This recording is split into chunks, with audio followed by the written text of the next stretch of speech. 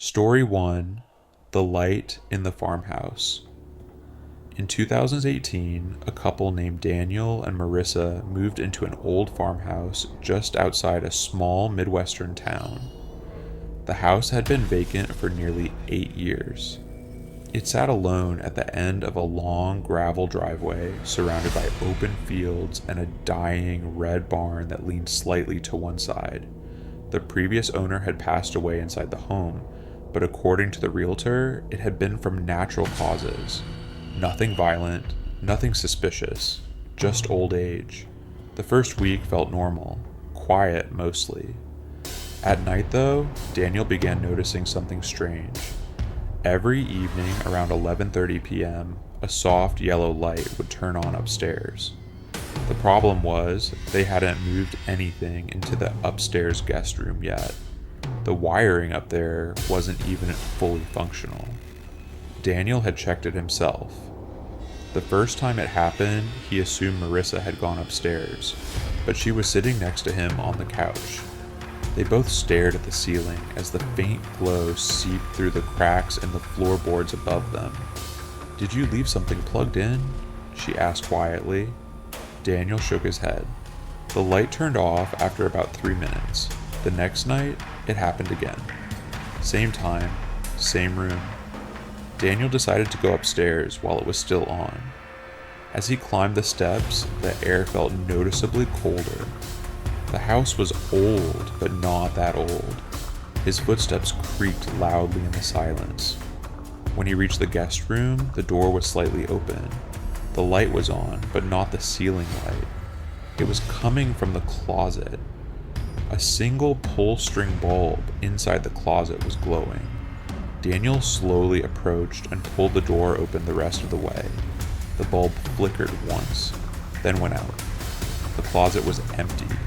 No boxes, no wiring changes, nothing plugged in. He pulled the string again. Nothing happened. The bulb was dead. When he replaced it the next morning, it worked perfectly. Until 11:30 p.m. that night. This time, the light didn't turn off. Daniel didn't go upstairs right away. Instead, he waited, and that's when he heard it. Footsteps, slow, measured, crossing the upstairs hallway. Marissa heard it too. They both froze. The footsteps stopped directly above the living room. Then, something heavy dragged across the floor. Daniel grabbed a flashlight and ran upstairs. The hallway was empty. The guest room door was wide open, and the closet light was off. But now, in the center of the empty room, was a rocking chair. They didn't own a rocking chair. They searched the entire house. Nothing else had changed. The rocking chair was old, dusty, the wood warped with age. Daniel dragged it downstairs and set it in the garage. That night, at 11:30, the light came on again, and from upstairs, the slow creaking of a rocking chair began. They moved out 2 weeks later. Before leaving, Daniel asked a neighbor about the previous owner. The neighbor hesitated before answering. "He used to sit in that upstairs room every night," the man said, rocking in that chair, said he was waiting for his wife to come back. His wife had died in that house, in the upstairs closet, from carbon monoxide poisoning. Story 2: The Church Basement. In 2021, 5 college students signed up to volunteer at an abandoned church that was scheduled for demolition. The building had been closed for almost 10 years. The stained glass windows were cracked. The wooden sign out front had faded so badly you could barely read the church's name anymore. Weeds had grown through the concrete walkway leading to the entrance. It didn't look evil, just forgotten.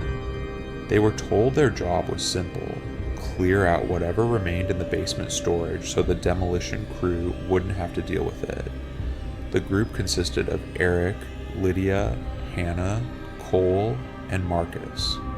They expected dust, spiders, maybe old religious decorations.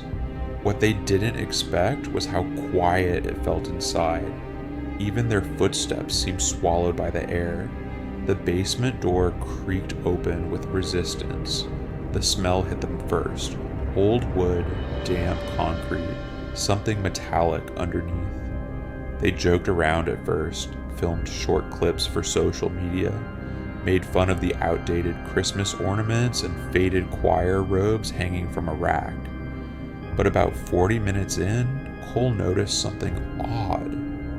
At the very back of the basement, behind stacked folding tables and unused pew cushions, there was a section of wall that looked slightly recessed. And in that recess, a small wooden door. It didn't match the rest of the structure. No label, no handle on the outside, just a thin rusted padlock. Was this in the blueprints? Hannah asked. No one knew. The lock broke easier than expected. When they opened the door, a narrow staircase descended into darkness, much steeper than the main basement steps.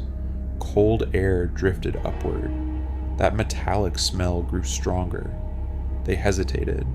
Then Eric, trying to keep the mood light, said, "If this is how we die, at least it'll get views." They turned on their phone flashlights and walked down.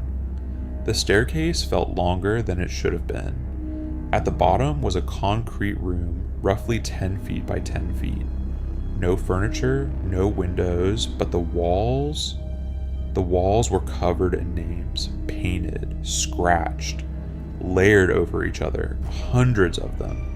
Some written carefully in black paint, others carved violently into the surface.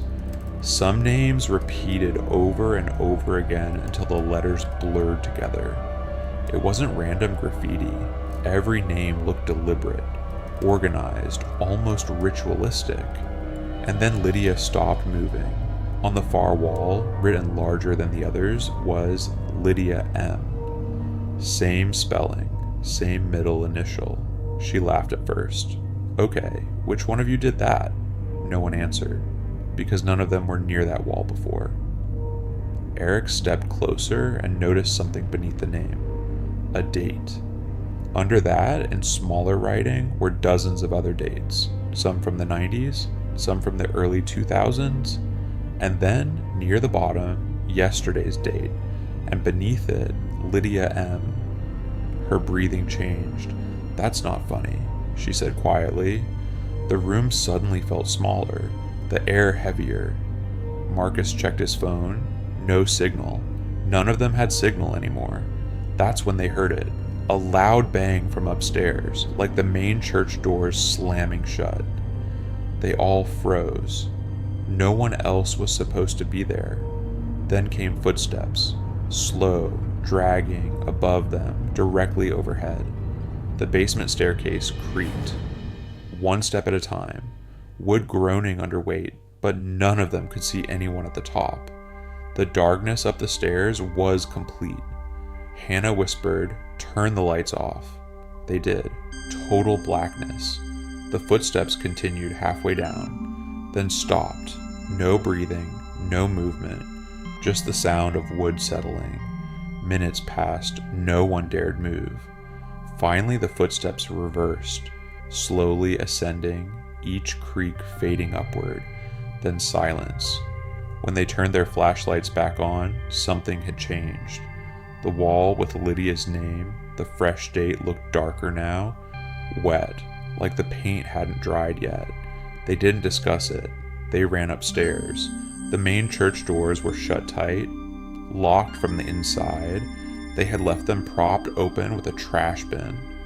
The bin was still there, but the doors were sealed. It took all 5 of them to force them open. They never went back. The church was demolished 2 weeks later. Months afterward, Lydia searched town archives. In 1987, a 17-year-old girl named Lydia Martinez vanished, last seen volunteering at that same church basement. Her disappearance was never solved. And here's what Lydia never told the others. When she looked back at the photos Eric had taken in that hidden room, her name wasn't the only recent one. All 5 of their names were there, dated the same day. Story 3, the highway pull-off. In 2019, Marcus Hale had been driving long-haul routes for nearly 12 years. He preferred night shifts, less traffic, fewer people, but there's something different about desert highways after 2 a.m. It doesn't feel empty, it feels watched. That night, he was driving through a remote stretch of Nevada, over 60 miles between towns. No streetlights, no buildings, just black desert and distant mountains silhouetted against the sky. Around 2:15 a.m., he saw hazard lights blinking ahead on the shoulder. Slow, steady. A sedan parked at an awkward angle. Driver's side door open. Marcus debated it. Truckers are told not to stop for everything. But something about the open door bothered him. He pulled over about 30 yards ahead. The air outside was freezing compared to inside the cab. Windless, too still. He approached the car slowly. "Hello?" he called out. No response. The interior light was on, keys still in the ignition, engine off, a purse on the passenger seat, phone beside it, screen lit. He glanced at it without touching. The last message thread was open. Multiple texts sent in a row. "He's still behind me. I don't think he's going to pass. Why won't he pass me?" The last message, sent 3 minutes before the car was stopped. "He just turned his lights off." Marcus felt a tightening in his chest. He turned slowly, scanning the highway. Nothing. No headlights in either direction, no sound, just empty asphalt stretching endlessly. Then, gravel crunched behind him. He spun around, nothing there, but the driver's door of the sedan, which had been fully open, was now halfway closed. He stared at it. The air was completely still. No wind. He stepped back toward his truck. His instincts were screaming at him to leave. As he reached his cab door, he glanced into his side mirror, and that's when he saw it. A figure, standing directly behind him. Too tall, too thin, close enough that he should have felt breath on his neck. Its face wasn't clear, not shadowed, just indistinct, like his eyes refused to focus on it. He whipped around. Nothing. Empty road, empty desert. Heart pounding, he climbed into his truck and locked the doors. His hands shook as he put it in gear. As he pulled away, he forced himself not to look in the mirror. But he did. The sedan's hazard lights stopped blinking. All at once, and for just a split second, he saw the figure standing beside the abandoned car now, head turned toward him, watching. The next morning, local news reported a missing woman. Her car was found on that exact stretch of highway. Driver's door closed, keys missing, no sign anyone had stopped. No tire tracks from a semi reported. Marcus considered calling the police, but what would he say? That he saw something in a mirror? Weeks passed. Then one night, while parked at a truck stop hundreds of miles away, Marcus woke up suddenly in his sleeper cab. His truck was off, everything quiet, but his side mirror reflected flashing hazard lights behind him. He sat up quickly. The truck stop lot was dark, empty, no blinking lights. He rubbed his eyes, looked again. Nothing. Until he noticed something else. In the reflection, standing between the rows of parked trucks, was that same tall figure, perfectly still, facing his cab. He slammed the curtain shut. And he hasn't driven that Nevada route since, because sometimes, late at night, when the road behind him is completely empty, his side mirror still shows headlights, following, with no vehicle attached to them. If you like these stories, subscribe to the channel and tell us about your horror story in the comments.